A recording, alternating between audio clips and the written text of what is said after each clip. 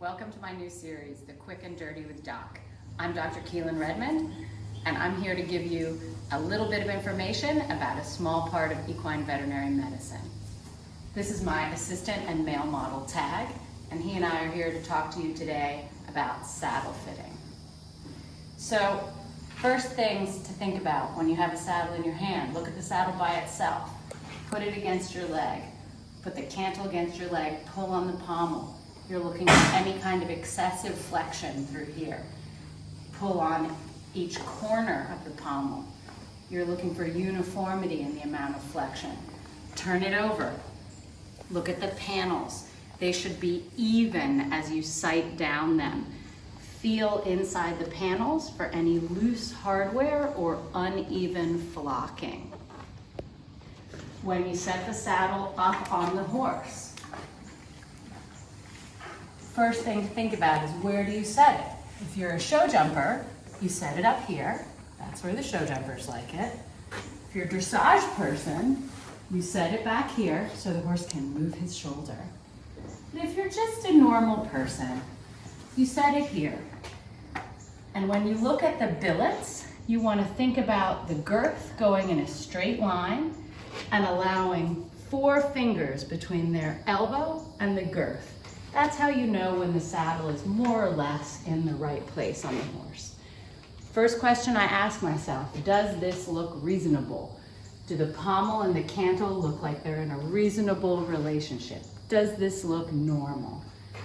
This looks reasonable to me. This is not reasonable. This is not reasonable. This is also not reasonable. Second question I ask myself, can I fit 3 fingers under the pommel and above the withers? We have no padding on this saddle. I want to be able to fit 3 fingers with no padding. I can fit closer to 4 here, so this saddle is a little narrow for this horse. You ideally want more or less 3 fingers with no padding. The second question I ask myself, when I look up the gullet, can I see daylight the whole way? I want the bony column of their spine to be clear. I want to see daylight the whole way. Just a little daylight, not like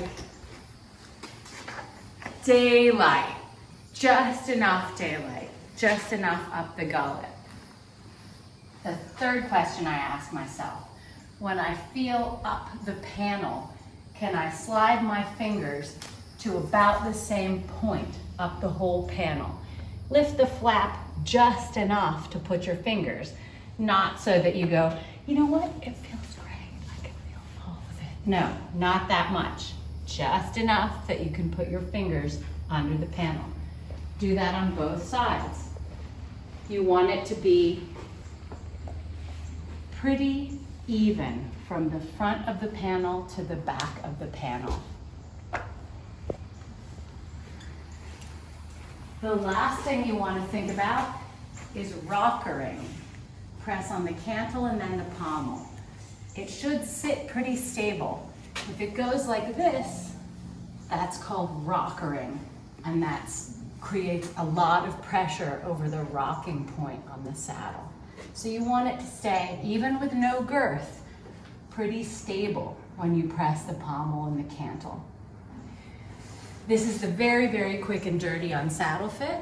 A great resource is a book called The Horse's Pain-Free Back and Saddle Fit book.